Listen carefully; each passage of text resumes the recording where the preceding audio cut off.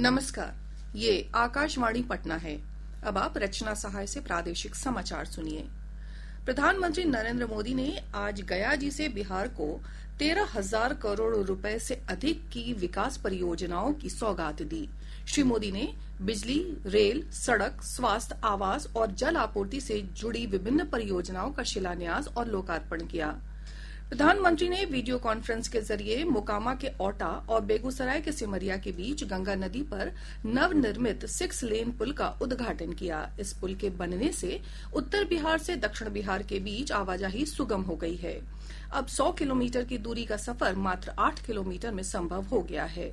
श्री मोदी ने राज्य में कैंसर के मामलों में हो रही वृद्धि को देखते हुए मुजफ्फरपुर में नवनिर्मित भाभा कैंसर रिसर्च संस्थान का उद्घाटन किया।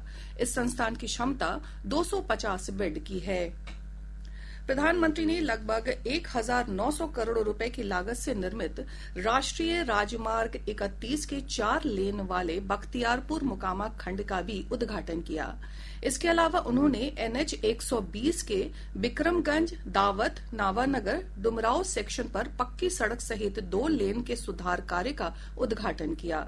श्री मोदी ने गया और दिल्ली के बीच अमृत भारत एक्सप्रेस तथा वैशाली और कोडरमा के बीच बौद्ध सर्किट स्पेशल ट्रेन को हरी झंडी दिखाकर रवाना किया। अमृत योजना के दूसरे चरण के तहत प्रधानमंत्री ने औरंगाबाद, बोधगया और जहानाबाद में जलापूर्ति परियोजनाओं की आधारशिला रखी। ये परियोजनाएं स्वच्छ पेयजल, आधुनिक सीवरेज प्रणाली और बेहतर स्वच्छता सुविधाएं प्रदान करेंगी, जिससे स्वास्थ्य मानकों और जीवन गुणवत्ता में सुधार होगा। प्रादेशिक समाचार आप आकाशवाणी पटना से सुन रहे हैं। श्री मोदी ने प्रधानमंत्री आवास योजना के तहत 16,000 से अधिक लाभार्थियों को गृह प्रवेश भी करवाया। विभिन्न योजनाओं का लोकार्पण और शिलान्यास के बाद प्रधानमंत्री ने मगध विश्वविद्यालय परिसर में आयोजित जनसभा को संबोधित करते हुए आरोप लगाया कि राजद और कांग्रेस के शासनकाल में सालों साल तक परियोजनाएं लटकी रहती थीं, लेकिन एनडीए सरकार ने इस परिपाटी को पूरी तरह बदल दिया।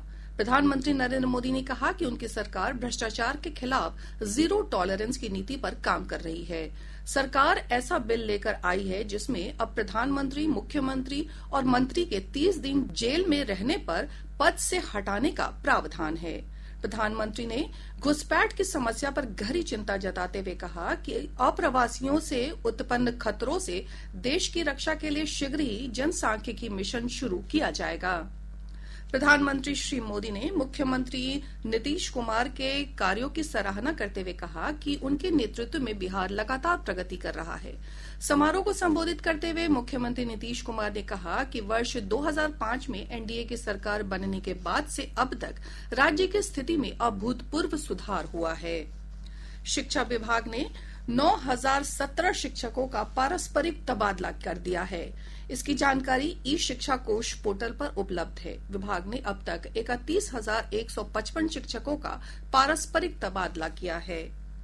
प्रदेश के विभिन्न हिस्सों में मानसून की सक्रियता से बारिश का सिलसिला जारी है। मौसम विभाग के अनुसार बंगाल की खाड़ी में एक निम्न दबाव का क्षेत्र बनने के कारण प्रदेश के अधिकांश जिलों में 27 अगस्त तक बारिश की संभावना है।